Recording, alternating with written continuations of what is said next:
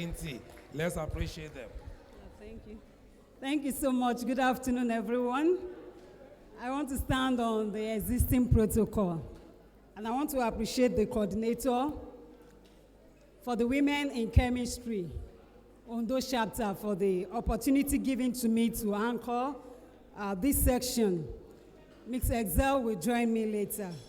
Thank you. Our panelists, about 5 of them. We have Professor, that's our faculty dean, Professor Mojisola Inkiko, well seated. Then we also have Professor Oyetunji Oyeyemi, that's the director for CORD. Oyetunde Oyeyemi, I pronounced it. Thank you, sir. Then we have Dr. Idayat Akindele, Dr. Mojisola Azwata, and lastly, Dr. Olusegun Agbaje. So please, this time is very crucial because I know that we'll have so many questions bothering our mind. And I want to thank God, for our guest speaker. She has actually done justice to the topic. So, but there are some questions we have here that we are going to throw open to our guests. Probably they will be able to answer the question, and I will believe that they might have touched one area or the other that you feel is very important. When I was coming for this program, my husband was asking me that you are in food science. What do you have to do with women in chemistry? But you know that everyone, as long as you're a student, right from even from GSS1, you have done one chemistry or the other. So chemistry is very important, and it's the building block that every other programs are building on. So whichever aspect, you may be an administrator, you have done one level of chemistry or the other. And you can see the way our PRO was ditching out some chemistry aspects that he knew even right from his secondary school all day. Okay, thank you very much as we listen. The first question will go to Professor Inkiko. And the question is, what are the most significant barriers to equity in science? And how can they be addressed? What are the most significant barriers, in inequity to access, What are the most significant barriers to equity in science, and how can it be addressed? Just in 2 minutes, ma'am.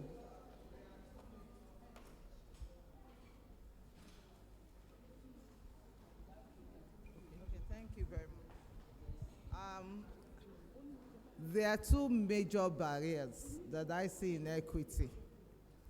One is the cultural and political climate. Culture and politics determines a lot of things that happens in any society. And in Africa, Nigeria specifically, we have a diverse culture. Our political climates are not, many of the people in governance are not well enlightened in what equity is. And so they kind of equate equity with equality. And thank God that our keynote speaker really addressed that. So we need to debrief ourselves on our cultural beliefs, and let me say in quotes, our cultural heritage, and start briefing ourselves on what the norms are in society that will key us into development. And when we do that, then we can begin to put leaders or people and educate the people in governance on what the needs are in order to bring about this equity we are talking about. Because I believe that the governance that is well educated and enlightened and knows the needs of its citizen will be able to address those. That is the first one. The second one that I will say will be the issue of funding. Sometimes money can be a barrier. We know scripture says money answereth all things. But when there is no money, there is no funding to do certain things, and we misplace, in money answering, we misplace our priority. Maybe I should reframe that. The problem might not be the money, the finance. It's the management of finances. Let me reframe that. If we cannot manage our finances in such a way, starting from the lowest level, local government, institutions, that include educational institutions and all that, if the funding that we have cannot be managed and harnessed into bringing about equity in the society, bringing about fairness, prioritizing the need on development, growth, technology, that can actually bring the nation to a limelight, then we will say that financing is our problem. When we spend our finances, our money on things that are not useful, or things that should not be taken as priority in preference to what we should prioritize, then we will run into the problem of the fairness. So I believe in fairness. Look at the budget of Nigeria today. How many of us have access to Nigerian budget for 2025? What was given to education and science, was very, very appalling. We have budgets in so many things that were not even necessary. But that I was alerted to was less than 6% of the total budget that was going even into education, talk less of science. And when it gets into education, they will now divide it into science and tech, gender this, sports, youth and sports, and all the rest of those things. So I think we need to get it right in our finances, harnessing our resources and prioritizing the need of our developing nation in order to achieve equity. Thank you. Yes, thank you very much. I think we have picked that. It has to do with culture and also with funding. Then the second question will be addressed to Professor Oyeyemi. How can we promote diversity, equity, and inclusion in scientific research and education? How can we promote diversity, equity, and inclusion in scientific research and education? Thank you for that question. We understand that equity promotes innovation. Maybe it also helps to appreciate diversity in thought and also foster development. When you read the question, I was just something just came to my mind that in a time that the world is trying to promote diversity, equity, and innovation, the most powerful in the world, scrap out that, policy to enhance diversity, equity, and innovation. But having said that, we want to promote diversity, equity, and innovation in education and in research. It is very important to embrace individuals that are underrepresented, in the community. We were discussing recently, something is going on in the university, and as director of gender, she's always particular about gender, and she was like, "Do we have women, among the people to be?" I was like, "Only one woman," and she was not happy at all. That why we, and I was told that even the woman was nominated by a man. That the woman was nominated by a man. That it was not even a woman that nominated, the woman. That is one. So, when, very lucid, I love our presentation. But I want to say that I was discussing I said, oftentimes it is women that work against women. It is women that discourage, other women oftentimes. That has been my own personal experience. But I've seen students running to me because they ran away from a woman professor.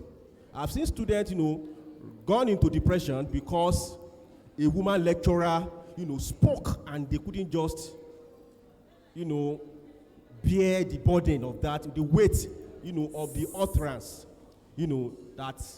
So if we want to promote, I think we need both men and women should be reoriented. There should be a kind of a serious orientation. And I love this, what we are doing. I often say that women too, don't be carried away by women, equity in women. There is something, I say, as time goes on, you may see me trying to promote equity in men too. And I love the fact that at least you deem it fit, at least to say this is not women affair. You invited men to be in this guide. Because I think the first one, I couldn't see men. But today, I think, and I always say something that if you want to pursue an agenda, that agenda will not see the light of the day, except you carry man along. And I think you are doing the right thing now. Carrying us along. You are planning something. The man that will stamp it, you are not carrying the man along. I think it's high time, we start, and you have really done well. I want to say, before I forget, that in promoting diversity, there must be a policy, that deliberately, enshrine diversity into in leadership. If you're having 5, women should be 2. In politics, there should be a policy, and that policy must be implemented, not just in books.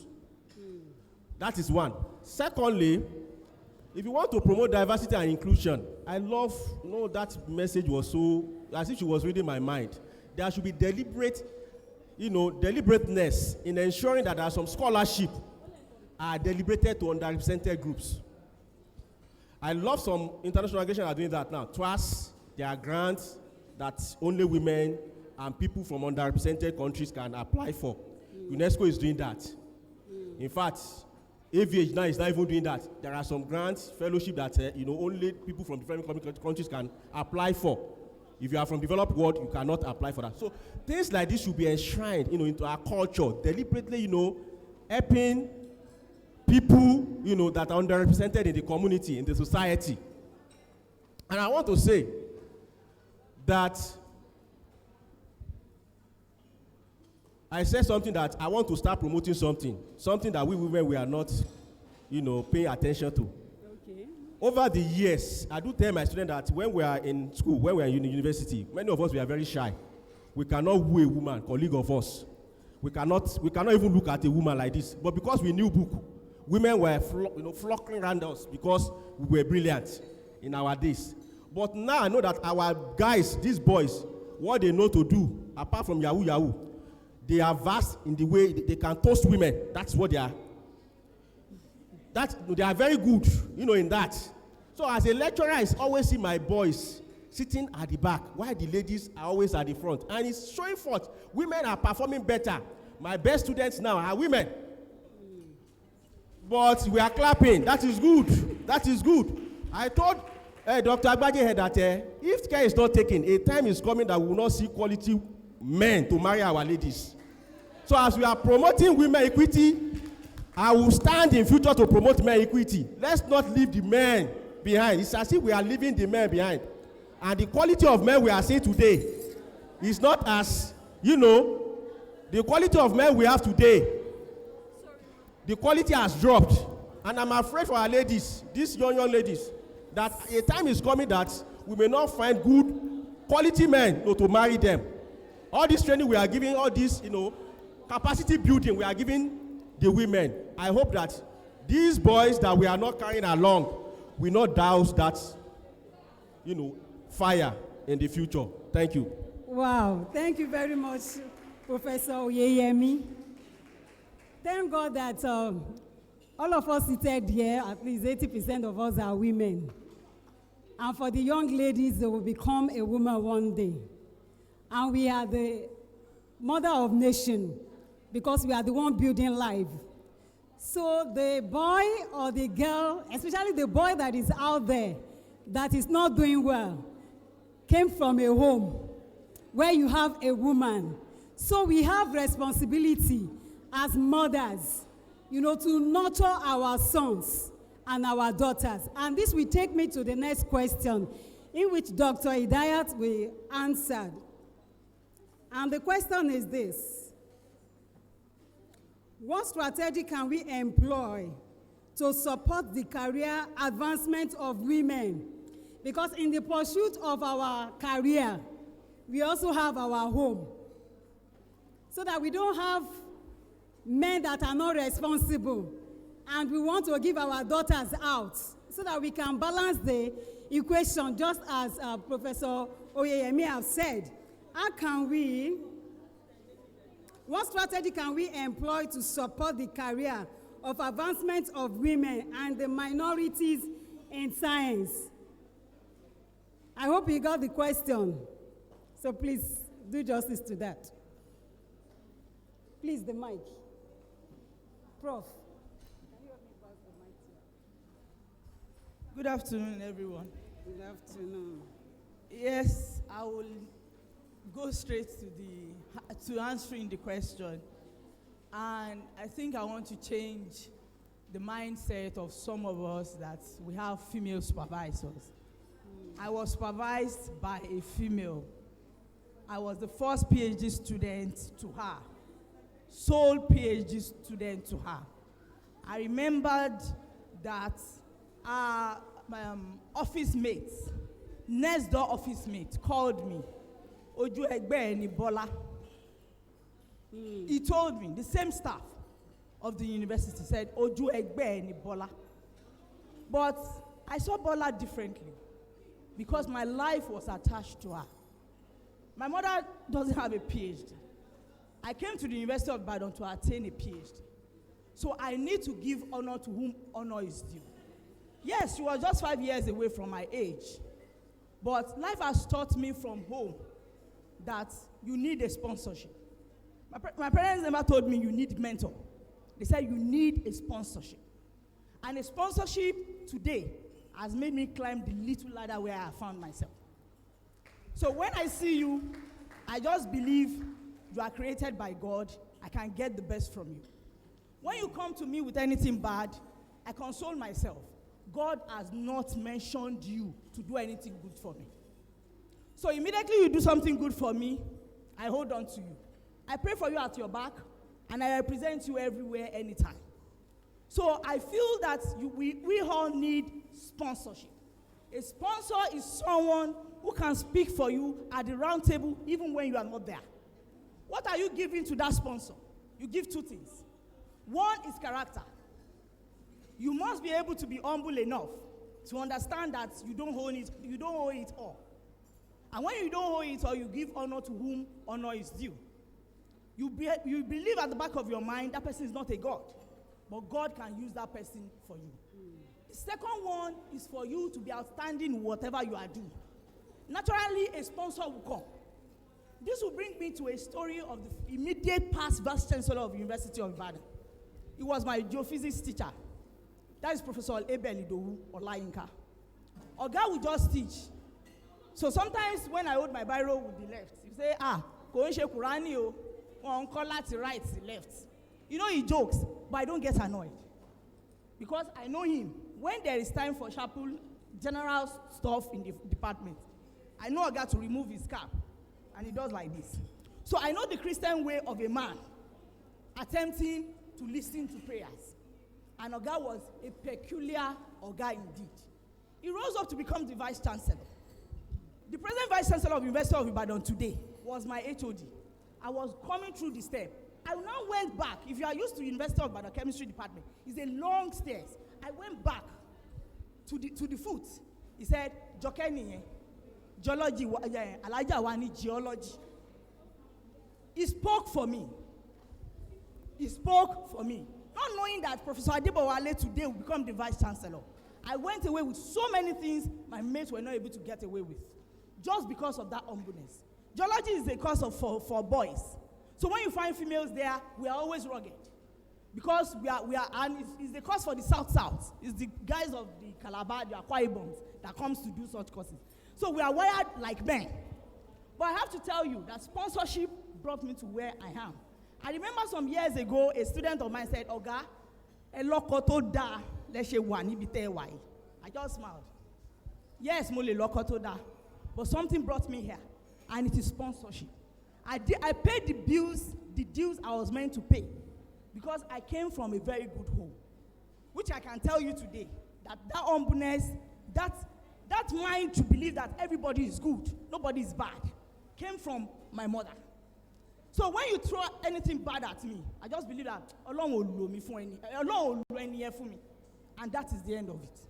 Another thing I did peculiar, that I can tell you, that can move a majority and a minority of women, is for you to believe that what God cannot do does not exist. So when I walk to you, I tell you my problem. The person who supervised my master's told me, I don't like females for PhD. I want, the master's project I did was for United Nations. But he said, I don't want a student for a PhD. I now went to a woman. But I paid my dues. My Oga became a small god, because she's someone that is very, very emotional. When I see her look, it's not palatable. I go back to the door and wait. She will be the one to say, Joke Wole. When I wole, I put my hands at my back. As at that time, she was not married. I had children. My lifestyle today, my last pregnancy is 19 years ago. She was not married. She was not having a child. During the course of when I became a student, she married, she had a child. Hallelujah. So on leaving, even the last fellowship I had, my professor was not married. She didn't have a child. It was during the course I got to her place, she married. She won Mariah Carey in New Zealand for another project where she went to anchor. Immediately I left Spain. So there is one thing I believe so much: sponsorship, prayer, a positive mind. It is very, very important. When you look at me that I am nobody, Ọlọ́run ló gbé Professor Fatusi, the Vice Chancellor. Professor Fatusi can help me. I can walk to him and say, Oga, I want a favor from you. If he gives it to me, God blesses him. If he doesn't give it to me, God has not sent him to me. Another person will do that work that he's refusing to do. So that is what I know that can match everybody. Either you are a minority, either you are a majority, you need someone at the top. Someone at the top is through a sponsorship, not a mentee. You are growing with a mentee, but somebody must be at the top. And that is what is happening to Tinubu today. He has put people in strategic places to use during 2024 election. And he used all of them round. These are the people that he identified, Fashola and all of them. He identified them as gurus. And now today, they spoke to him. Either they even rigged the election. They helped him to actualize that rigging. So that means that you need a sponsorship. That is what I can say. Wow, thank you so much. I hope you are getting something from that message. Irrespective of who your supervisor is, your attitude also matters. And you must not neglect the place of God in all that you do. You have to pray about it. Don't just give it to chance. You have to pray. And thank God, because of our prayer, God also blessed the supervisor. So please don't be afraid when you have a female supervisor. Please don't be afraid, because you are going to supervise somebody. So what will be your own attitude? So I pray that as we are listening, we will put it to action in Jesus' name. The second to the last question is to Dr. Mojisola Azwata.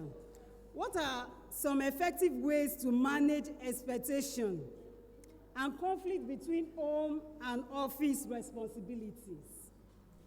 Let me take it again. What are some effective ways to manage expectations and avoid conflicts between home and office responsibility? Thank you very much. And I thank the sponsors of this program for bringing me to this. Who am I? I'm just a small girl. I was like, Dr. Fabusu, this is for grown-up women. But I know by the grace of God, when you talk of women and home and office, by the grace of God, I've been married since 2012. So this particular question, it should have been like our mommy, Mrs. Oladapo, nurse, that would have answered this question. But I will try from those experiences they've been sharing. I will try to share some of their experiences. How do they manage? As in, first and foremost, you must realize your goals. You must realize your priorities. You must set boundaries. What do you want actually for yourself? If it's what you actually want, so to balance both, because I was telling my postgraduate student this morning, there was one Elijah there. She's married, at the same time she's a master's student, at the same time she's working. I said it's a very tough challenge. At least masters should be a full-time work. So balancing research, balancing home, balancing office is set priorities right. That's number one thing. Number two thing, don't be afraid to designate work between your family members and your colleagues. For example, maybe you have a deadline to make or something. Don't be afraid also to ask for help. That's another thing about women. Most people are afraid to ask for assistance. When you are meeting, you are not able to meet up deadlines. Don't be afraid to ask for more time. You should be able to ask for more time. Then I also mentioned that you should set boundaries. That is, communicate. For example, I have Professor Odeku. I announced from her. She's a professor of pharmacology in University of Ibadan. She said during the weekends she doesn't entertain anything office. When I send her email during the weekend, she will tell you that until Monday, that is when I will respond to your email. So as a woman, don't over-prioritize yourself. Just understand that you should set a boundary. In the morning, I do tell my students, when you call me 9 o'clock in the night, I will not answer your call. I'm in the family mood. I'm in the family mood. I'm already angry because I have a baby. So I will not, anything from 4, that is off.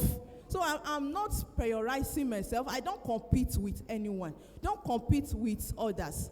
The thing is that you have a set goal. Just face it. Clear that communication that, okay, this is what I want to do from this 9 o'clock to 5 o'clock. And I know every day, when you wake up every day, maybe you want to write a manuscript or you want to achieve, try and do it a step at a time every day. Write it. You will, before you know it, 30 days, you would have written 30 pages. So set priorities. Maybe in your business or whatever, in your research, just try and make a touch every day. Don't run as like the main counterpart beside you that, I want to. You will just prioritize and go to, God will not let us die untimely. So, and another thing I read one of our professors also said is that when, for example, you are a career woman and your husband is looking to eat fresh meat or fresh, I'm not talking of fresh meat, that is fresh grinded pepper, fresh stew. So you should set priorities. If it's time, you can make moi, put it somewhere in the freezer, or in the weekend, go somewhere, buy your things in stock, package your things. Set boundary. Monday to Friday is my working hour. 9 o'clock to 5 o'clock is my working hour. So when you set those time paced, I think it will go a long way to assist you. Then another thing I also said, be honest with yourself. Be honest. How will you be honest with yourself? Don't overemphasize. For example, your main counterpart are having 70 publications. My promotion is this year. I must target. No. Don't overstretch yourself. What I want to emphasize is that do things that are visible. That is, for example, as a woman, if it's 2 manuscripts, you can write.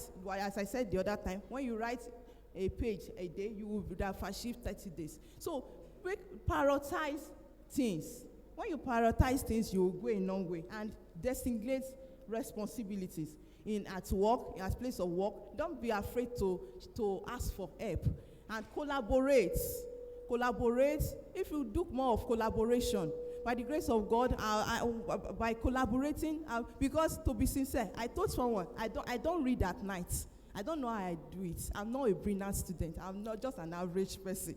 So I don't read at night. So whatever I can do, I do. So as a woman too, we should create time for ourselves. I have said that women, when Professor Yemi was mentioning the other time that we should also have boys' equity. The thing is that naturally women are, from birth, society are unfair to women.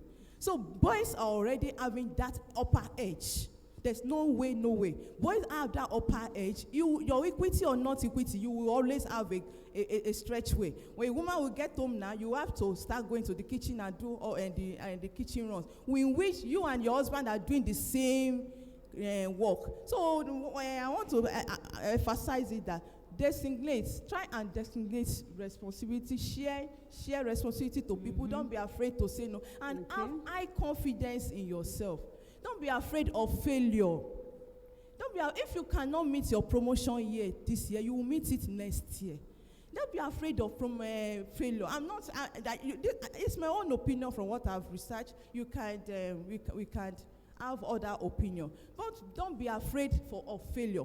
Failure is born for winners. If you never fail, you will not win. See, our guest speaker said the other time, she has even emphasized this thing. She said, she sent 20 applications every day. I was like, wow, that's a lot of targets. You are looking for something, set yourself, give yourself, some people are looking for maybe job or opportunity or something. Is this baby? You are not the first to have baby.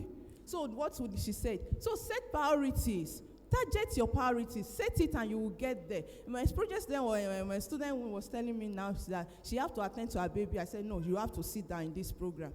So you listen to this program, because we have a lot of prayer naturally on us. So a woman should try and set time for yourself. Set time. This is my time for myself. And what do you do in your time for myself? You meditate. You can take a walk, exercise. Look for a way to bring back your brain, because we are in a tough time in life. Economic crisis. You have to now, as we are already before I left home, I already prepared what we are going to for dinner. So you set priorities. So if you set priorities for yourself, you will not be prioritized. So I actually want to add that is, don't be afraid to say no. I think if there are other, I will remember with time. Thank you, Dr. Idayat, 1 minute. What I can just say more to what my sister has said is that you need to identify the kind of spouse you are. You are a married woman. Because men are not wired the same way. Some men can help you throughout everything. Everything. In fact, they can back your baby. But some men, I think home is just the issue we have.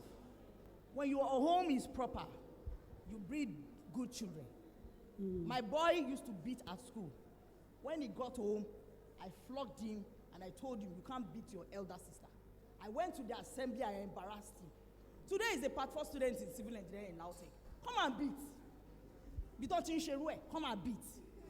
So now I can tell you, to the glory of God, out of 3 of them, he cooks better than the girls. When she's taking care of the children, you can go to the kitchen. It's not a crime. It is not a crime, because of more money. So we have to get it right. The home front is very, very, very important. Because, and for us that we are already married, we're already trapped. The brilliant truth is that, identify your kind of husband. There's some husband that when you don't stand up in the morning and kneel down, don't worry me, tell one long. When he sets out, open your laptop, she share, toba to today, yes, that was how I led my way through the PhD. It was that simple. So, but today now, he's here watching life. Because I sacrificed for him. Now he's now a professor. Everybody will do what is that. So me too, I'm climbing up my own ladder. But I have to tell you, it doesn't take this way. If you are like this to him, he will frustrate your efforts. Tuni, we all have love languages. Some men have multiple ones. But multiple ones, yeah, you have to be able to know it all. And paparazzi, this is 22 years in marriage. So it is not a joke. So I only identify the kind of devil he is when he wants to become a devil. When he becomes a god, I identify him. Mi ò ní jẹ́ kó kó bá ọ̀rọ̀ ajé tèmi. So that is the way we are beginning. Thank you very much, Dr. Idayat. I hope we are getting something. For those that are married, you need to understand your spouse. Understand the person you are getting married to or the person you are married to. You need to understand them. You need to understand your children so that you know where to stand in the gap for them. That you don't just pamper them, but you let them know what life is and how to go about it. If you want to progress in your career, you must take care of your home front. You must take care of your husband. So you need to know his own style. If you are to kneel down for you to have your way, you do it. How many minutes? You stand up and you go your way. So it is very important that we must understand our home. And please, there is no husband available outside. So the one you have, you keep it. So please, it is important that you take care of your husband. We have a career, but you must balance it. You have children to take care of. You must balance it so that your children will not be something else. So that what you have gathered together in this course of your career, the child will not, spoil everything at the end of the day and you start weeping. That will not be our portion. So I think we have learned something from Dr. Idayat. Okay. Yes, ma'am.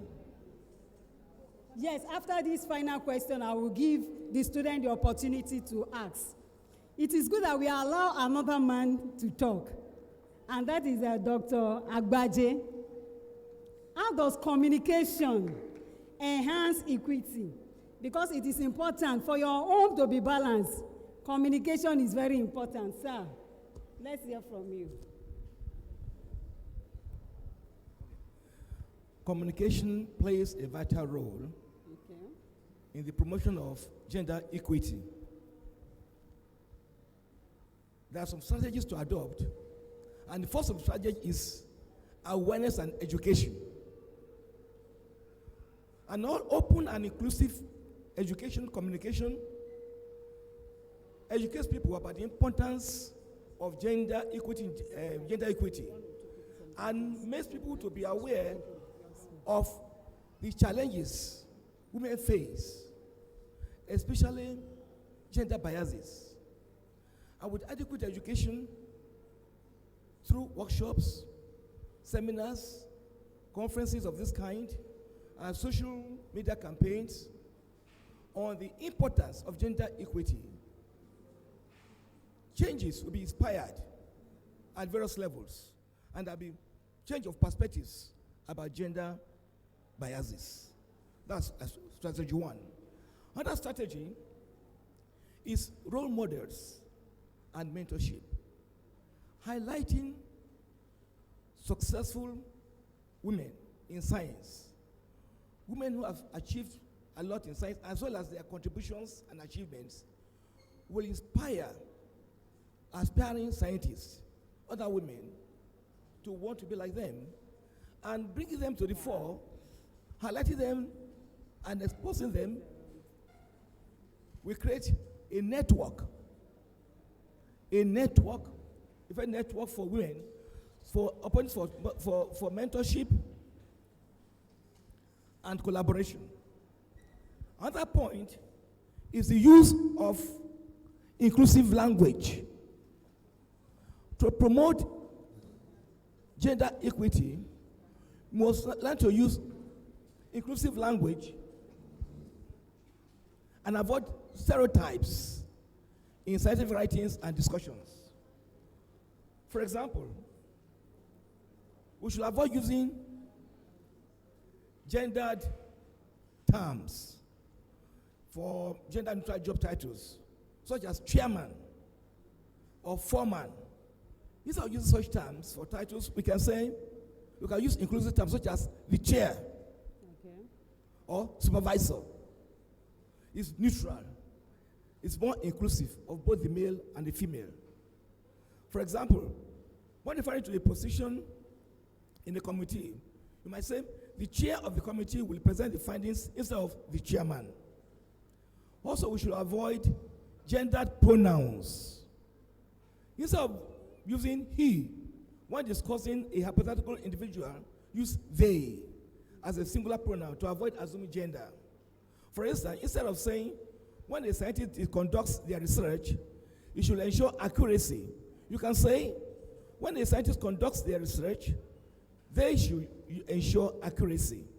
Okay. Another strategy is describing roles and attributes. We should stay clear of descriptions that reinforce stereotypes. For example, instead of saying male scientists are logical and analytical, while female scientists are emotional, you could write, scientists, regardless of gender, bring a diverse range of skills and perspectives to their research. This approach acknowledges that both men and women can exhibit a variety of traits. Also, we should also engage diverse perspectives. All right. So with this, understand with the use of inclusive adjectives, inclusive terms and pronouns to embrace both male and female, we will create a welcoming environment that embraces all and that promotes gender equity. Thank you. Yeah, thank you very much, sir. Because of our time, do we have any question in the house? Just two? Okay. Okay. Thank you very much, ma. Please a round of applause for Dr. Igbaro. You will ask your questions. We will take those questions. But while the panel session was going on, the Vice Chancellor came in, and we have to give honor to whom honor is due. Distinguished ladies and gentlemen, shall we please put our hands together to recognize the Vice Chancellor, Professor Adeshegun Olayola. Thank you very much, sir. Thank you, sir. Also, I want to quickly recognize the Deputy Vice Chancellor, Academic, Professor Rose Angela Nwuba. Please a round of applause for her, too. And I want to respectfully all of them to please come to the high table. Both of them are very humble. We've been begging them since they came in to come. They don't want to.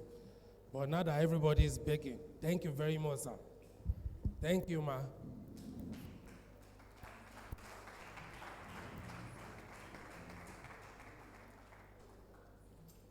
Thank you very much. And let me quickly do this climate setting. We are going to entertain, I guess we have just one question. How many? Contribution. And the students. We'll take your contribution, we'll take your question, okay? And once that is done,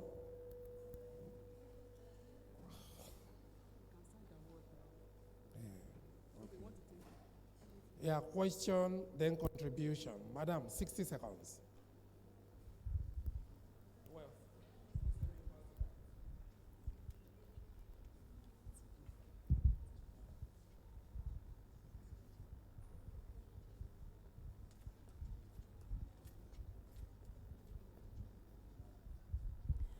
Good afternoon.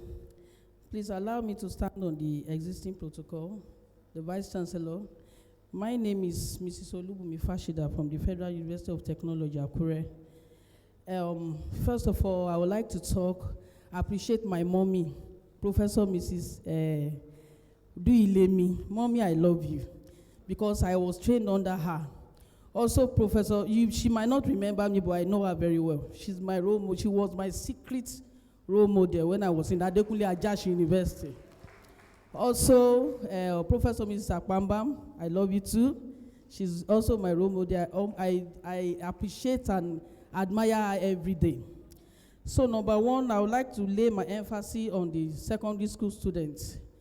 I would like to advise that you don't allow yourself you don't allow failure to override you. I repeated GS1 in Unity Secondary School, Ondo. And in the history of Unity Secondary School, they don't make repeater a prefect. They were forced to make me a prefect because of my score. The first year I repeated, I sat well. By the time I got to GS2, I had 14 A's, 1 B, because I was determined to prosper then. Also, I had my first master's degree in University of Ibadan. And during that period, I was pregnant and nursing a baby. And then I had issues. I couldn't make PhD grade. But I was trained under Professor Oladele Oshibanjo. And I told him, Daddy, what can I do with chemistry? He said, there are money in chemistry. I make 5 million per month outside my normal salary. He now taught me that you should go into business in chemistry. To the glory of God today, I train PhD students, I train master students, how skill work in environmental chemistry. So what I want to tell you is that when I had that master degree in UI, I did not make my PhD grade because I was in family, I was pregnant. But the time I went back to UI, you know, I've been limited to that. I couldn't further because of the low the CGPA. I went back to FUTA on the same environmental course. I had my second master's, first master's in environmental chemistry and pollution control. I went back to FUTA for environmental chemistry. I had 4.43 in my CGPA. I never relent, and I'm still going to be a professor in environmental chemistry. So please and please, don't be discouraged with failure. You can do it. Because I couldn't remember my lifetime in primary school, but I was determined to prosper, and I made it. And I'm proud today that by God's grace, I will be a professor. So that's one. Then number two, our women. Let me tell you something, that men will tell you not to do this and that. It is because you want it that way. Yes, there's one thing about me. I set my goal, and to the glory of God, my husband is the one joining me today. In fact, he will tell me you are a professor. If you allow yourself to be rubbish, it's not as if I want you to be rude to your husband, but at the same time, pray over it. He will be forced to comply. I'm telling you. And the third one is that, please and please, I want to employ our women in chemistry that if there are opportunities in your institution, please create a platform. Let us know. We too, we need job. We want to be in the system so that we'll be encouraged to further more. God bless you.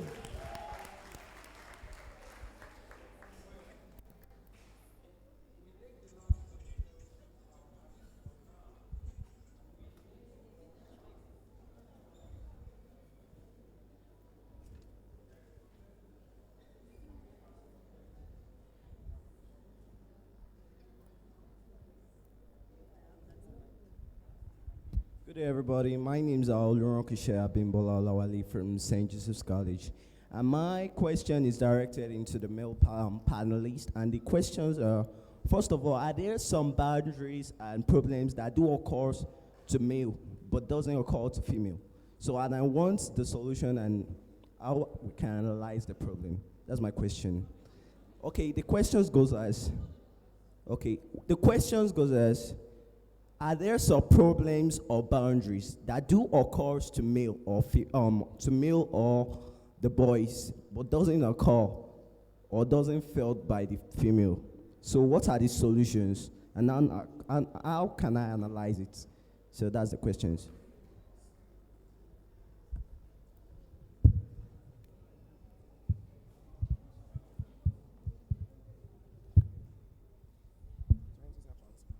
Okay, thank you very much. It's impressive that you ask questions. You know, it's all been women and girls. But the question is there any barrier that a boy's child experience that female child does not experience? Yes, there is. In a family where you have boys, there are so many responsibilities that is being put on their shoulder. They will say, you know, you are the man. Do you understand? A lot of men, a lot of boys grow up fending for the family, distracting them also from focusing in their career. They, you know, some even drop out of school to go and learn trade so that they can train their younger ones. That is a barrier. So majorly, that's one of the major barriers that a boy's child could experience.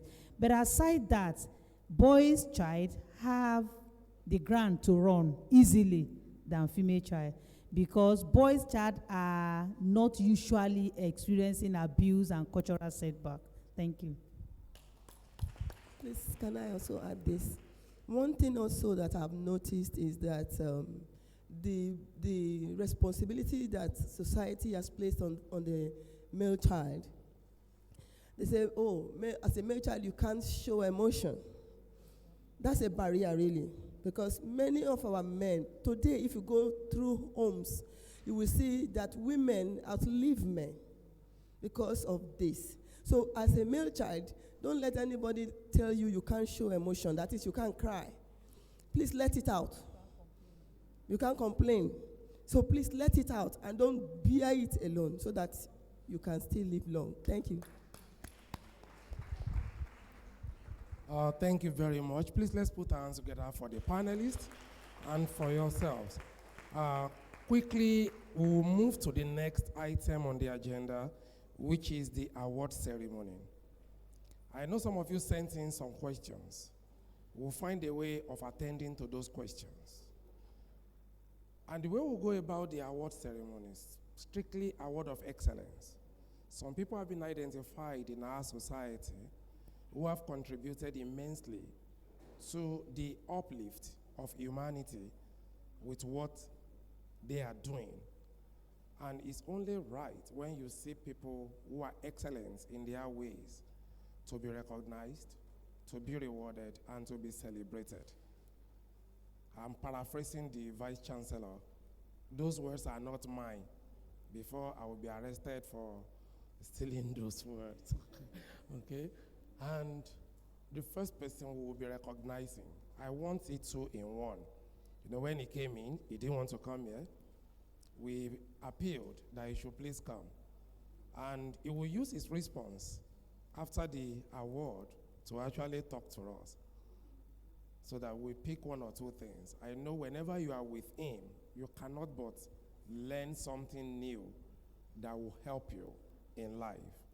Distinguished ladies and gentlemen, I want to respectfully call on the Vice Chancellor of this great university, University of Medical Sciences, Ondo, Professor Adeshegun Fatusi.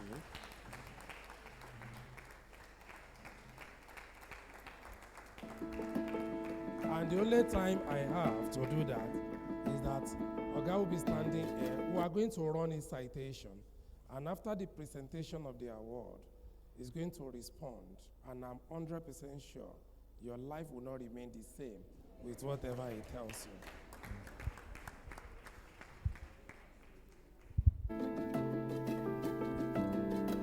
Adeshegun Fatusi is a professor of community medicine and public health.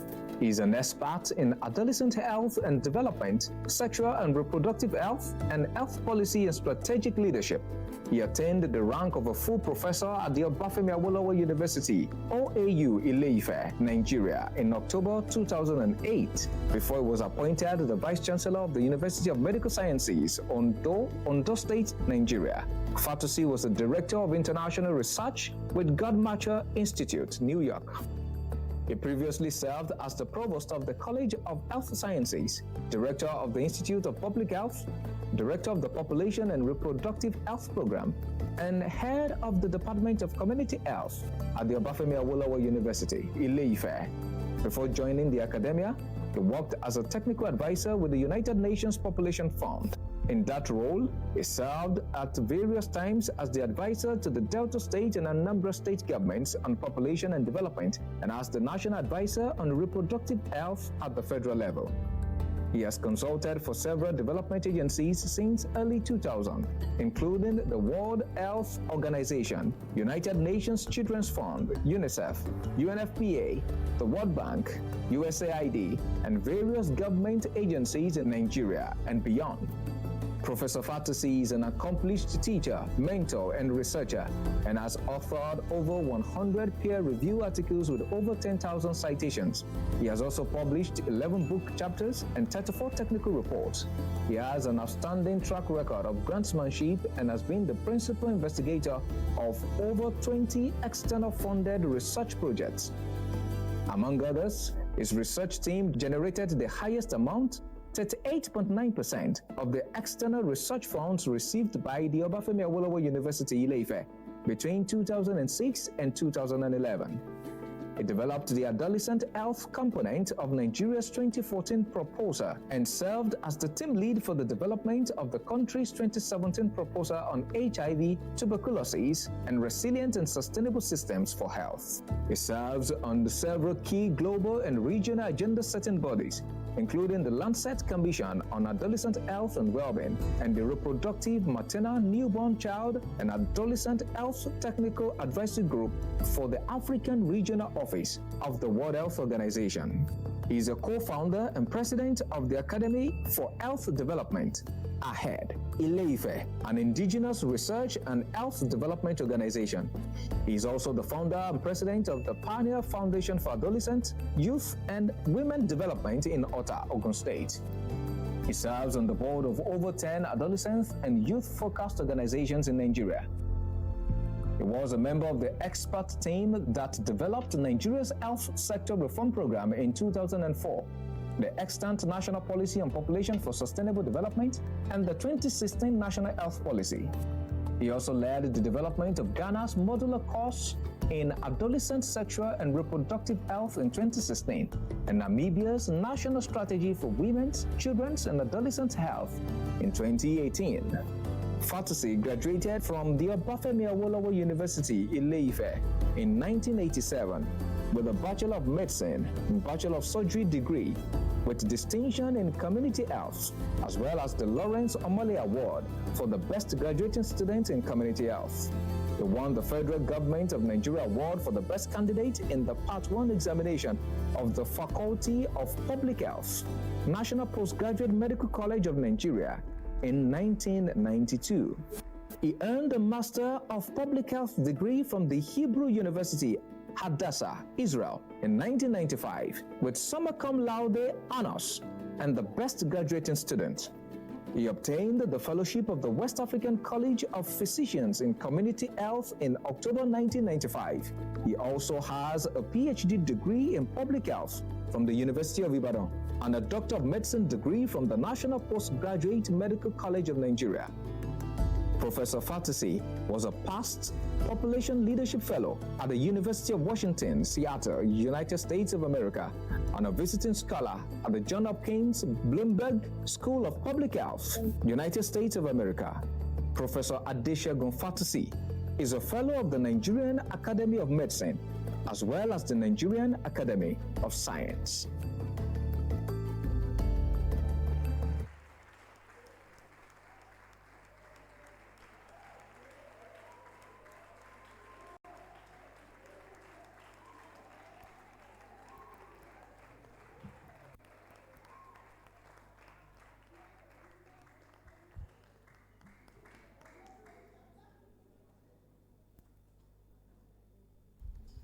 Women in science generally, we appreciate our mentor, our father, a friend that does not despise your little beginning.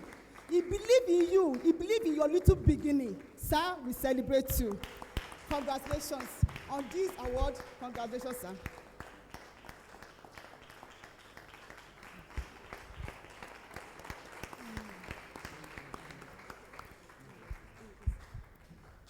Good afternoon, everyone. Please be seated. It's a great pleasure to be here, and I'd like to start by thanking the President and all the women and their father on the high table. And let me especially recognize Dr. Gbenga Fabusiwa, who is a good friend and a good aburo and a wonderful colleague. And thank you for all you are doing, and it's indeed a privilege for me to be here. Let me also recognize, I don't want to spend all the time recognizing people, so it won't be like I only recognize those I know well. But permit me to recognize everyone on the high table, the Deputy Vice Chancellor, the Dean, our Director, and I want to thank the Director especially for representing me earlier on today. So I'd like to thank you very much for the award. You've been here all day, so I don't want to waste a lot of time talking. But I'd like to start by truly apologizing that I couldn't be here earlier today. We had been at Senate meeting. I thought Senate meeting would be short. It ended up being longer than I thought. So please pardon me for that. And I'm glad that Professor Duilim was here to represent me. Again, I want to thank you for this award. And I was smiling to myself when I got the letter. Because, interestingly, chemistry was my toughest subject as in secondary school. I'm like, oh, how life has turned. and I'm serious about this. Chemistry was, for some inexplicable reason, chemistry was very tough for me. I went to a school where we didn't have teachers. I went to a local government school. I didn't have the privilege of coming from a rich home. And half of the time, we didn't have teachers. Half of the time, we didn't have teachers. Sometimes we have youth corpers. And to balance the equation was a mystery. I don't know why. So, I was with a friend of mine, Johnson. We used to run together for the school. And we said we are not going to fail any subject in school stats. But this chemistry is a problem. So we both agreed, let's drop chemistry in our school sat. And we decided to drop chemistry. And then, lo and behold, I took JAMB form. And I said, I want to read medicine. Chemistry, physics, biology. No, I'm not reading again. Let me go and read physics. Chemistry, mathematics, biology. I'm chemistry, mathematics, physics. I'm like, wow. What am I going to do with my life? Then I realized how important chemistry is in the world of science. So I told myself, what should I do? I said, there are two options. It's either chemistry conquer me, or I find a way to conquer chemistry. So I went to buy a fresh copy of Lambert, General Chemistry Lambert. And I read Lambert from page 1 to the end. I can tell you, I didn't make A1. I didn't even make A3. I made CCs.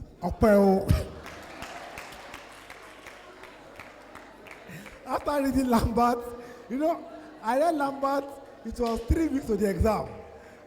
So it was a mixture of cramming, but I must pass, as far as I don't choose. But as I went to the university, I then discovered that chemistry was not as crazy as I thought. I discovered that my problem was, one, I never had the opportunity of having good teachers who could make learning easy and enjoyable. And so my first challenge to you, women in chemistry, is to let people know how interesting and fascinating chemistry can be. There are so many young people who run away from science because we make it sound so hard and so impossible. I've seen so many people in Nigeria, somebody read English, he got to America and started doing nursing. Because he simply discovered he can learn it. So please make science enjoyable for us. Make science something we can relate to, and then we can begin to see there's truly a potential in science. Number two, it must also emphasize to people not just that chemistry is important, but the centrality it holds in the place of science. For me, from my low beginning, I've come to believe that chemistry is a place where all the sciences conglomerate and begin to have meaning and connection. If I'm going to do biochemistry, I cannot do without chemistry. If I'm going to do physiology, I'm going to be talking about some biochemical processes. And so that's one thing. And my last word is this to young people. You know the truth? There is nobody that can stop you. The only person that can stop you in life is yourself. You may not have good teachers like I did not have. You may not have rich parents. I couldn't go to lesson. My friends were going to lesson because my parents were too poor to go to lesson. But with God on my side, with some determination, with some focus, here I am today by God's grace. So again, I want to thank you very much for the privilege of being here, and I wish you all the very best. Thank you and God bless.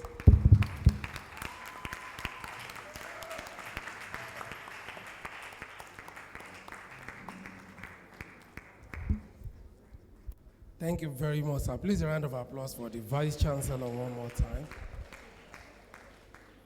I hope you have picked your own lesson from what he said. I don't want to repeat so that I won't help you. I've picked several, particularly the students.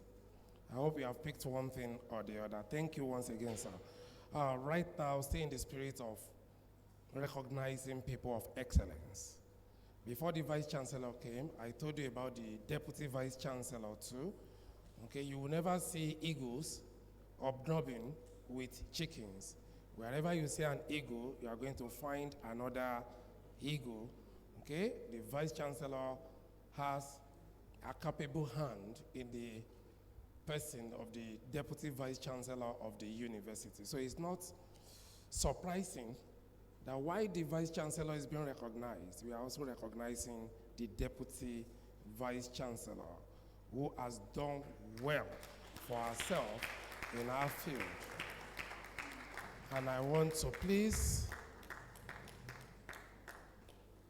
respectfully also call her to this side while we present our electronic citation too.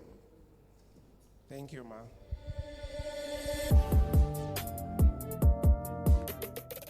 Rose Angela Ifeanyiwa Onwuba is a professor of molecular and cellular parasitology at the Department of Biological Sciences, University of Medical Sciences, UNIMED, Ondo City, Ondo State, Nigeria.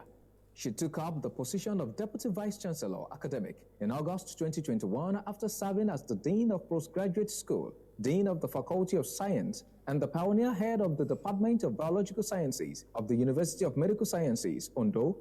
Professor Nwuba graduated as the best graduating student from the Department of Zoology, University of Jos, Nigeria in 1982. She obtained the master's degree in parasitology at the University of Ibadan in 1984 and was immediately employed as an assistant lecturer.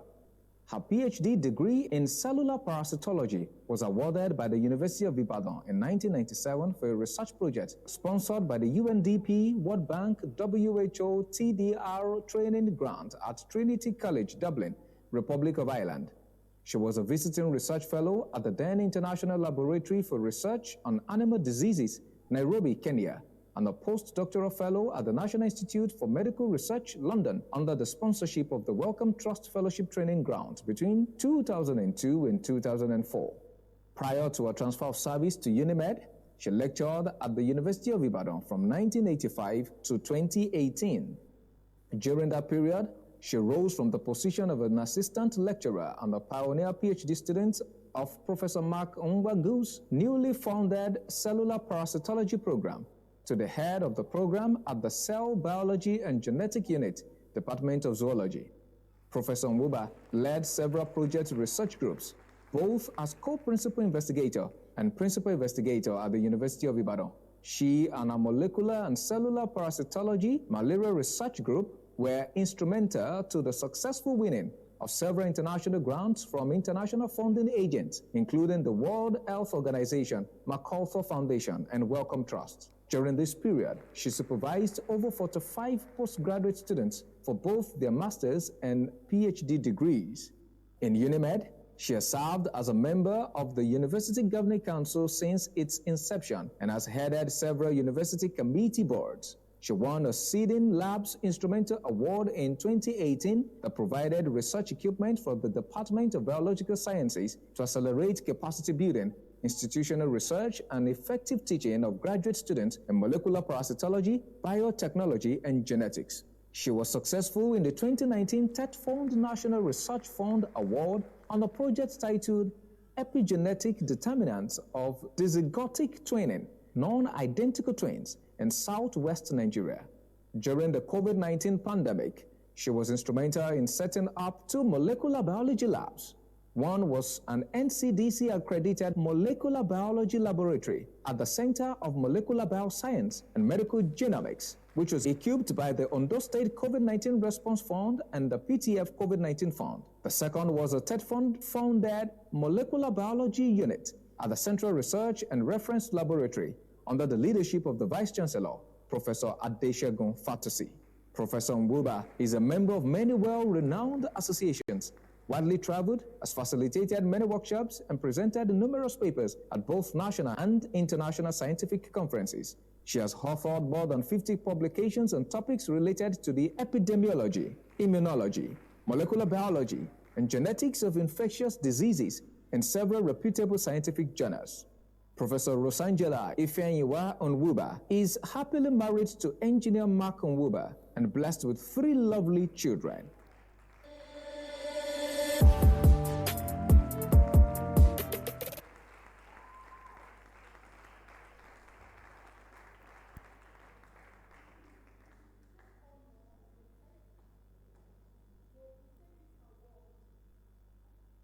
to my mentor, my role model, the pioneer HOD of biological sciences, the Dean of Faculty of Science, the first female Deputy Vice Chancellor, University of Medical Sciences.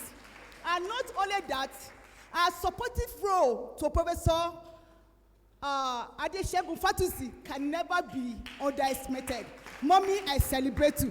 He doesn't like you calling her mommy, but I will call you mommy. Professor Waba, I celebrate you. You are a role model. I am proud of you as a woman. I celebrate you. And on behalf of women in chemistry and women in science generally, we want to present this award of appreciation for supporting Fatusi and for award of excellence in chemistry. We say thank you.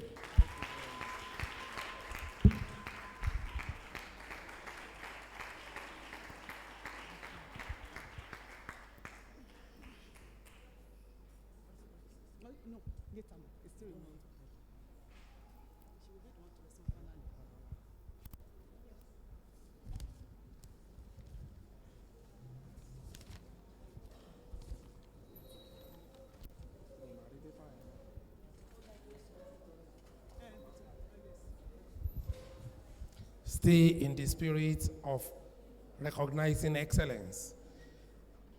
May I please crave indulgence of Professor Omolara Victoria Akpambang to stand.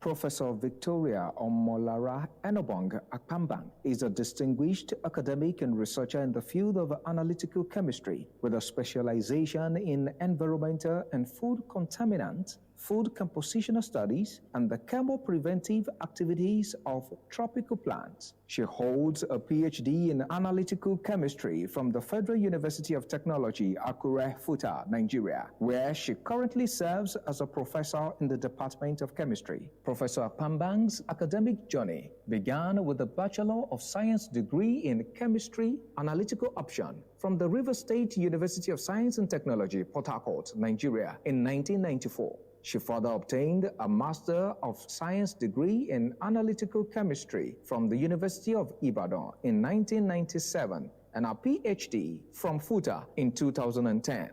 A doctoral research focused on the chemical composition and polycyclic aromatic hydrocarbon levels of some smoke-roasted staple food items in Akure, southwestern Nigeria, a study that has had significant implications for food safety and environmental health in the region. With over 2 decades of academic and research experience, Professor Akpambang has held various positions at FUTA, including Lecturer 2, Lecturer 1, Senior Lecturer, Reader, and currently Professor. Professor Akpambang has an impressive record of graduate supervision, having successfully guided numerous masters and PhD students in their research endeavors. Her students have investigated critical issues such as heavy metal contamination in food and soil, polycyclic aromatic hydrocarbons in smoked fish, and the health risks associated with environmental pollutants. Her mentorship has been instrumental in shaping the next generation of scientists in Nigeria and beyond. In addition to academic roles, Professor Akpambang has been actively involved in professional organizations, including the American Chemical Society, the International Association of Environmental Analytical Chemistry, and the Chemical Society of Nigeria. She's also a member of the Institute of Chartered Chemists of Nigeria and has served in various leadership roles, including being the coordinator of Women in Chemistry for the Chemical Society of Nigeria, Ondo State Chapter. Professor Akpambang's research contributions are well documented in numerous peer-reviewed publications. She has authored and co-authored over 30 research articles in reputable journals covering topics such as food safety, environmental pollution, and the nutritional value of tropical foods. Her work has been presented at both national and international conferences, further establishing her as a leading voice in our field. Beyond her academic and research achievements, Professor Akpambang is actively involved in community service and professional development.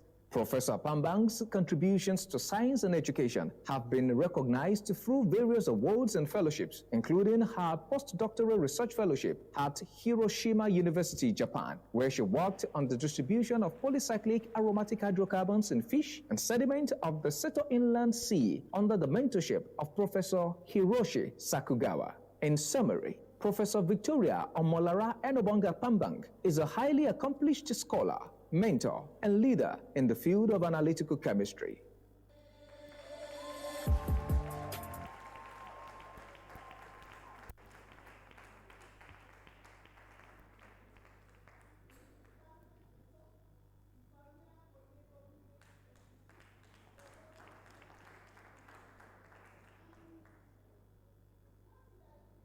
Professor Apapang was when she was defending her PhD, I was defending my master at FUTA. And since then, I've been following her step by step. Her methodology, her approach, I love her passionately. And I'm looking for an opportunity to show my love and to appreciate her. And when I have the opportunity, I quickly utilize it. Ma, you are well celebrated. And I'm glad to let you know, since we have started Women in Chemistry, she has been the one providing that food drinks for us every blessed year. Thank you very much, ma'am. You are celebrated. On behalf of Women in Chemistry and Women in Science, we give you this award of appreciation and excellence in the mighty name of Jesus. Congratulations, ma'am.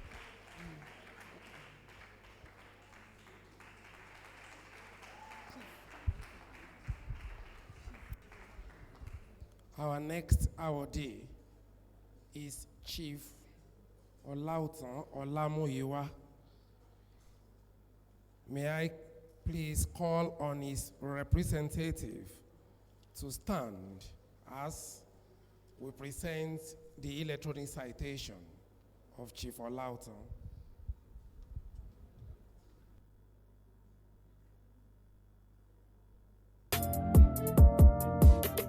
Chief Olautan Olayeni Olamuyiwa was born and raised in Lagos, but originally hails from Ondo Town in Ondo State. He was born in 1982 into the family of Chief Hamzat Ajishola Olamuyiwa, the Yegenga of Ondo Kingdom, in Enreketa quarters, and Mrs. Adeton Olufunke Olamuyiwa ni Akidolie. He is the last child of the family, which was blessed with 4 children. After his primary school education at Estate Nursery and Primary School in Ilopeju, Lagos, he proceeded to Federal Government College, Odogbolu, Ogun State from 1993 to 1999, where he earned his senior secondary school certificate. He was admitted into Babcock University in the year 2000, where he graduated with BSc in Computer Science Technology in 2004. After his first degree, he was called to serve his nation at the National Youth Service Corps in Jos, Plateau State, where he worked as an IT support officer with Plateau Investment and Property Company. In 2006, he started his career in Sky Bank PLC, now Polaris Bank, during which he worked as the bank's IT management department. Later on, he was redeployed to the Financial Control and Performance Management Department. After working for several years, he decided to go back to school to further his studies and gained admission to the prestigious University of Warwick, Coventry, United Kingdom, graduating with an MSc in Electronic Business in 2009. Upon the completion of his master's degree, he returned to Nigeria and resumed in Sky Bank, joining the newly created Innovative Management Department as a Senior Innovation Officer. To further his career growth, he joined Page Microfinance Bank, now Page Financiers, in 2015 as head of electronic business.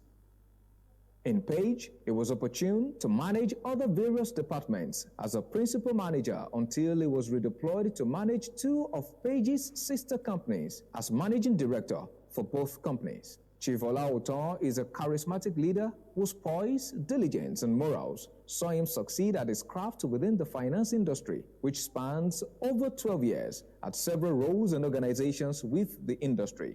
However, after the sad demise of his elder brother, Olamide Olamuyiwa, who ran the family-owned business Fulham Nigeria Limited from 2012 till July 2017, Chief Olautan left the finance industry to manage Fulham Nigeria Limited, where he is currently the managing director. Fulham is an out-of-home advertising agency with outdoor advertising billboard assets in various locations across Nigeria. Chief Olauton is also involved in the day-to-day management and board member of various companies. In 2021, he was conferred with the chieftaincy title of Otumbo Bashelu of Iru Land by His Royal Majesty Oba Omogbolahan Abdulwasiu Lawa, the Oniru of Iru Land, Lagos, where he serves selflessly to the growth and progress of the kingdom through the vast experience he has accumulated over the years. Chief Olauton Olamuyiwa is married to a beautiful and supportive wife, Busola Olamuyiwa, and their union is blessed with 2 wonderful boys.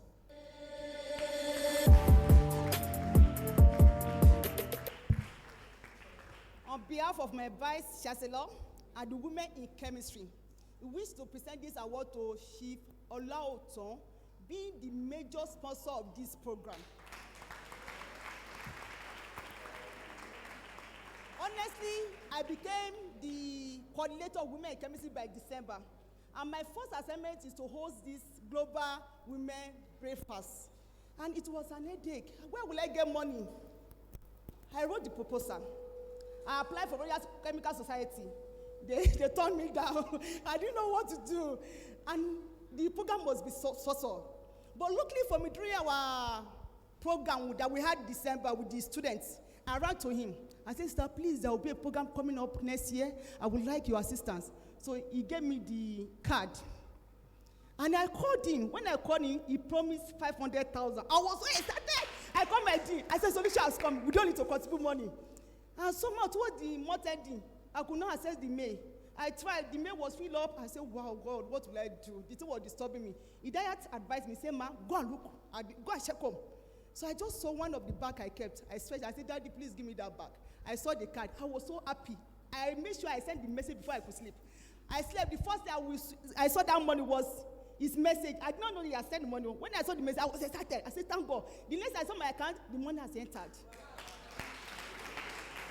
And that is why we are all celebrating today. And I think the man deserves an award. And with permission of my VC, my Dean, the gender, and my pioneer women chemistry, please, you help us to tell Chief. That is our chief patron in women in chemistry. Anytime we have the program, we will invite him and he will come. Okay. So on behalf of the VC, Vice Chancellor, Professor Adeshegun Fatusi, my pioneer women in chemistry, and on the person of Professor Mo, the chairman Chemical Society, and women in chemistry, we present this award to High Chief Olauton Olamuyiwa, the CEO Foam Nigeria Limited. Congratulations. Come forward. Raise the award. Yes, thank you. Last but not the least. Thank you very much. Please, let's appreciate Dr. Joy Agbaje. She's really putting the skill that we all just got to know today on display. She's a fantastic marketer. She's been marketing so many things. And I want to also tell Chief, help us tell Chief, that Chief also should come and support a lot of initiatives in this university. Okay? Lots are happening here, and we need people like him to come and do that. Okay? Thank you very much. Last but not least, for this particular session of recognition is our guest speaker for today.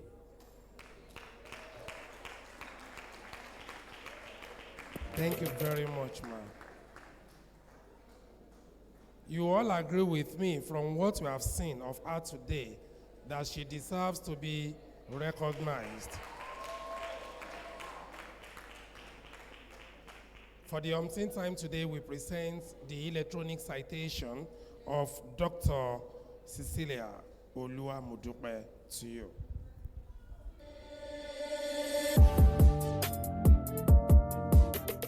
Dr. Cecilia Oluwamodupe is currently a senior lecturer at the Department of Biochemistry and acting dean, School of Nursing and Allied Health Science, Olusegun Agagu University of Science and Technology, Okitipupa, Nigeria. Her research is focusing on Sustainable Development Goal 3, Health and Wellbeing, where she is developing drug candidates for cancer, diabetes, erectile dysfunction, and obesity using natural products, phytomedicine.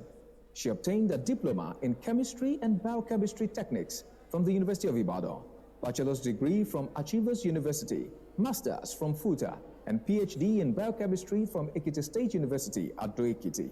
She did her postdoctoral fellowship at India Agricultural Research Institute, New Delhi, India, on UNESCO Department of Biotechnology and the World Academy of Sciences. She is a visiting lecturer at the Department of Zoology, Visva Bharati University, Shantineketan, India, and at the Molecular Drug Target Unit Division of Pharmaceutical Chemistry, University of Vienna, Austria. She has filed 1 patent, 45 publications in peer-review articles, and over 30 articles in conference proceedings. She has 642 citations and has published in highly cited Scopus Index journals like Phytomedicine, Biomedicine, and Pharmacotherapy, Diabetes, Clinical and Experimental Pharmacology, and Physiology. As the Acting Director of Leadership Academy, Dr. Oluwamodupe hosted the first international conference in Olusegun Agagu University of Science and Technology, tagged Contemporary Issues in Coastal Environmental Sustainability, where more than 100 papers were presented from both academic and industrial experts from 5 different countries. She is a member of editorial board and reviewers team of over 20 international journals like Phytomedicine Plus, Journal of Medicinal Plants for Economic Development, Journal of Diabetes Research, and many others.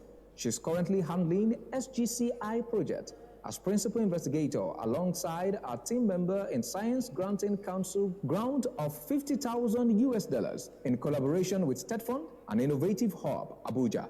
In the last 6 years, she has won research grants worth $200,000 from international organizations. She has supervised and graduated 9 postgraduate students.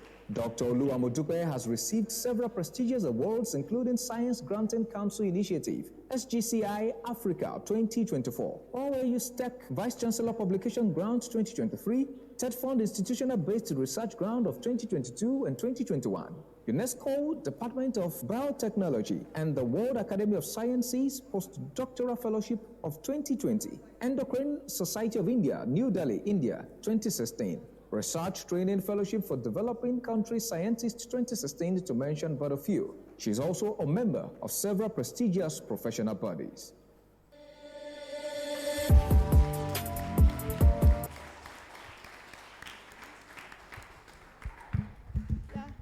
I want to appreciate and celebrate Professor Cecilia Oluwamodupe.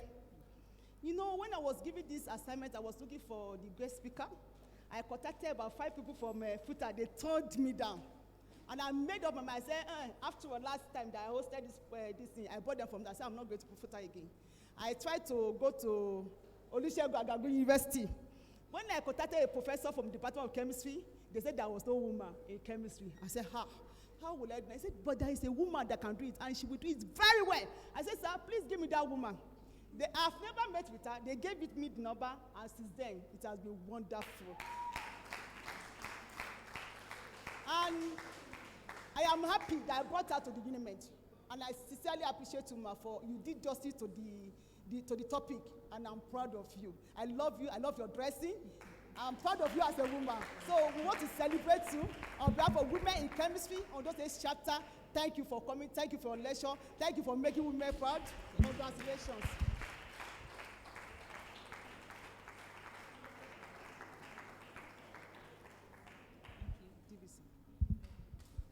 Please, before you go, I would still want you to be with us.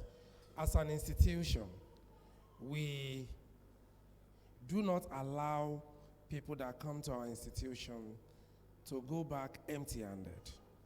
The way we do things here is that no matter what you have done, today you have sown a seed, and I believe in some years to come, we'll begin to witness the fruit of the seed you have sown today. We appreciate people. This place is a center of excellence, and we do all that we do excellently. Apart from the award you have received, we have another package also coming from the institution to you to appreciate you, and I want to call on the Deputy Vice Chancellor Academic, Professor Rose Angela Nwuba, to help us present the institutional package to her, and she will also do another thing after the presentation. She's an awardee today. She's going to say one or two things on behalf of all the awardees after the presentation of the institutional package. Please, a round of applause for the DVC.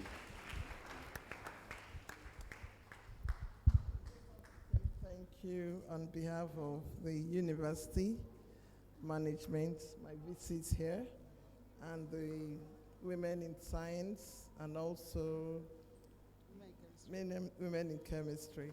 We thank you for the wonderful lecture you gave us. I was not here, but I know it will be fantastic. Thank you very much for coming. Thank you very much. I've been asked to say thank you on behalf of all the awardees.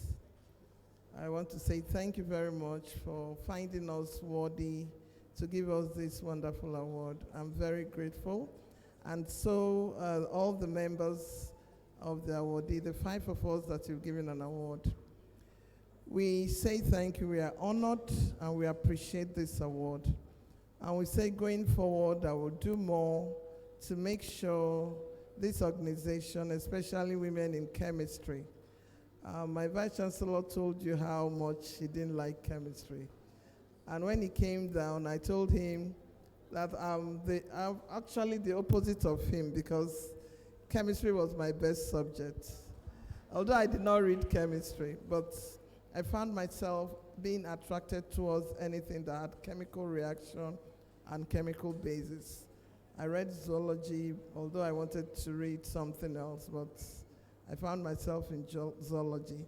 And all my chemistry courses throughout the university, I came out tops.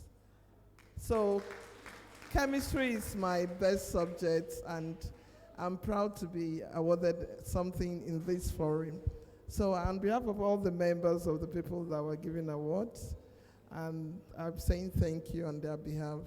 And I pray that this organization should continue to grow from one stage to the other. For secondary school students that have come to witness this, I pray that you continue in your science-based subjects, especially chemistry. Chemistry is one of the best. I used to think biology is the bedrock of everything, but even in biology you have chemistry. In physics you have chemistry. In all the science courses you have chemistry. And hold on to that and pursue your dreams, and God will grant you the best. Thank you very much.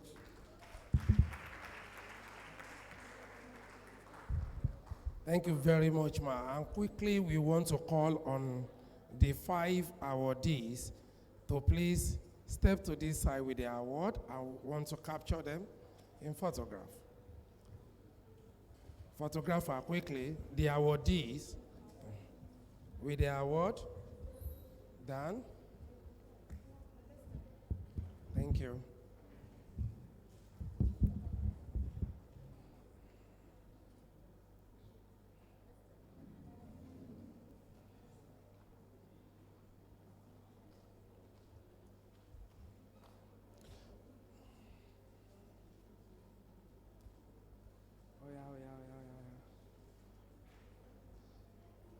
While that is going on, somebody asked a question that do you have physics at the University of Medical Sciences? The answer is yes, we do. And much more than that, we have several courses in the Faculty of Science that would help you grow in life. The interesting thing about some of the courses we have in our Faculty of Science is that they take you to the height you have never even dreamt of. The approach to sciences in UNIMED is simply unique. And therefore, I'm encouraging you. We are in the season now. For those of you that will take UTME form, ensure that University of Medical Sciences is your first choice so that you can be part of the innovation going on in this university. I will be visiting your schools very soon. Also, encouraging you to embrace University of Medical Sciences so that you don't have gold behind you and you are running helter-skelter looking for what is not lost. There are so many other questions here. We'll find a way of answering them and try to get across to you, whether electronically or any other means. Once again, we appreciate you. Please let's put our hands together again for all the awardees. They are an inspiration, and I believe we've all learned one thing or the other from their lives. Right now, we go to item number 16, which is goodwill messages.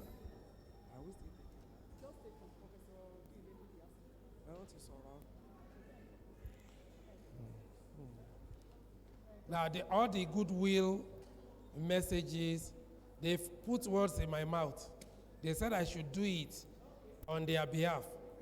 And that from all you have learned here today, if you don't take anything away from here, realize that for us to have equity that we are talking about, knowledge is key. It is what you know that will give you an edge in the society. And knowledge is the currency of the 21st century. Wherever you take knowledge to, no matter your gender, you will be recognized. That's what they asked me to tell you. And I think I've done it well. Then clap for me if you feel I've summarized what they asked me to do. For the lunch, I'm aware some of these things have been handed over to us, and others also, your lunch will be passed across. Right now, I want to call on Dr. Miriam to give the vote of thanks. Please, a round of applause for her.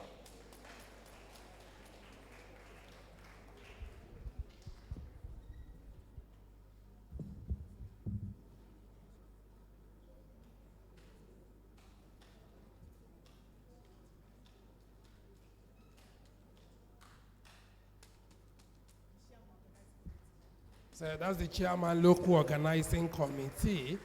And from what we have experienced today, she has done a very good job. Thank you, sir. Good afternoon once again. I'm happy to be here this afternoon. I appreciate everyone.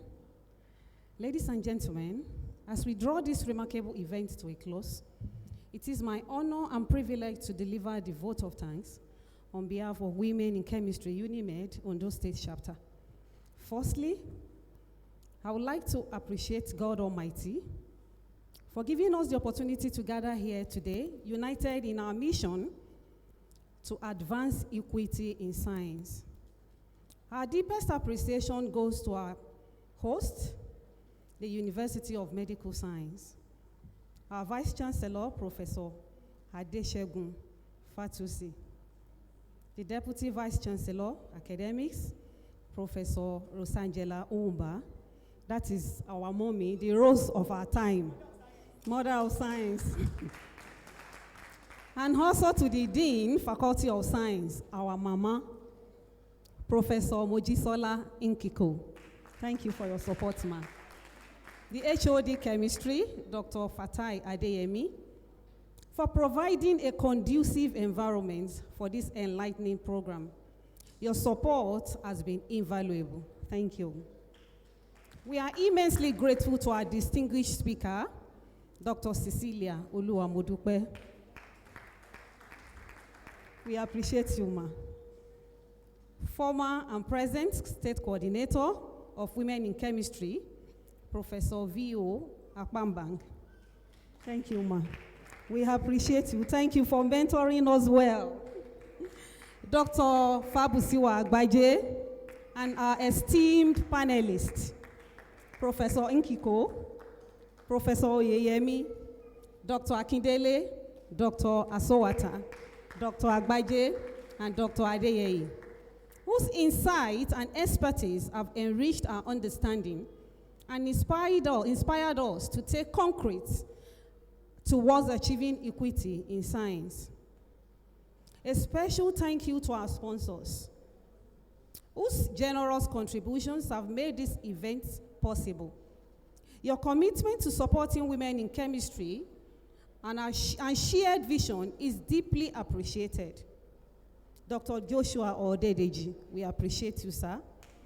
Dr. Agbaje, Mrs. Ojo Babatunde Babajide, Mr. Toyin Bisi Odukoya, Professor Victoria Akpambang, we appreciate you. Chief Olauton Olamuyiwa, we appreciate you, sir. Engineer Akim Oloye, Mr. Ahmed Kolawole Oloye, Alhaji Amin Shahib, Professor Isiaq Adekunle Amo, Mr. Tunde Adeyeye, Professor Lajide, Honorable Rosemary Adeola, Deacon Tunji Bamidele, Mr. Ajibola Akerele, Dr. Mibinuola Florence, Pastor Owolanke Olushola, Professor Ogufowokon, Mrs. Abosede Olarotimi, Alhaji Olatunde Akorede, Professor Bola Tito Boboye, Professor Shoriyan Oladega. We really appreciate you. We are most grateful for your support. To our invited guests and representative from secondary schools, La Salle Brothers Catholic Secondary School, Homage, Hallmark Secondary School, St. Louis Girls Grammar School, St. Ellis Girls, Adeyemi Demonstration, St. Monica's Ondo, Ondo Grammar School, Ondo Boys High School, and St. Joseph Grammar School. We appreciate you. Thank you for your active participation and enthusiasm. Your presence underscores the importance of nurturing the next generation of scientists and leaders.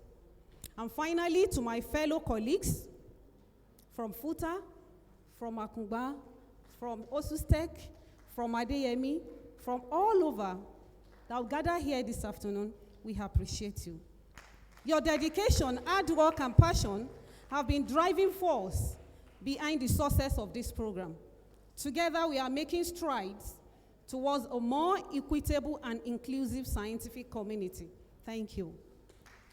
As we live today, let us carry the spirit of this event with us, continue to champion equity in science, and making lasting impact in our respective fields. Thank you once again, and have a safe journey. Oh, God bless you. Thank you very much, ma'am. What a thankful vote of thanks. You agree with me? The tank is full.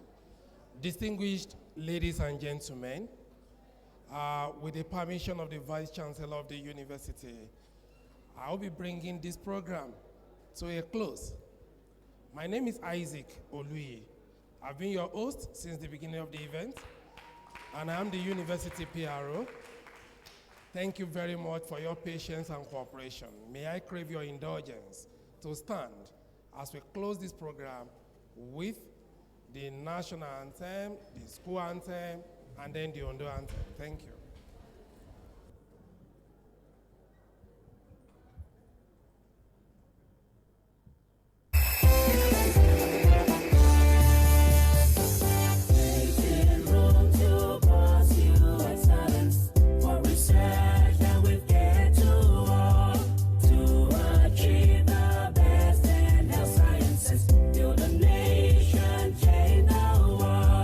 Touch your lives and make an impact in the nation.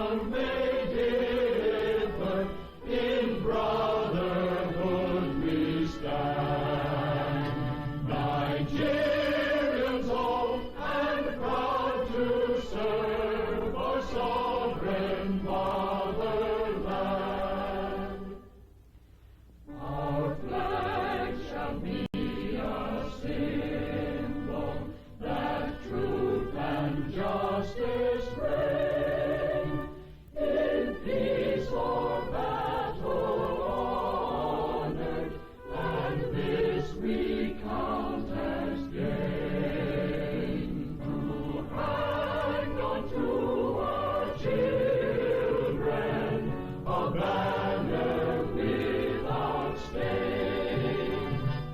O God of all creation, grant this our one request.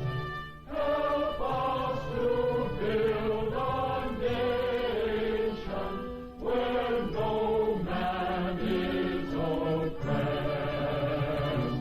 and so with peace and plenty, Nigeria may be blessed.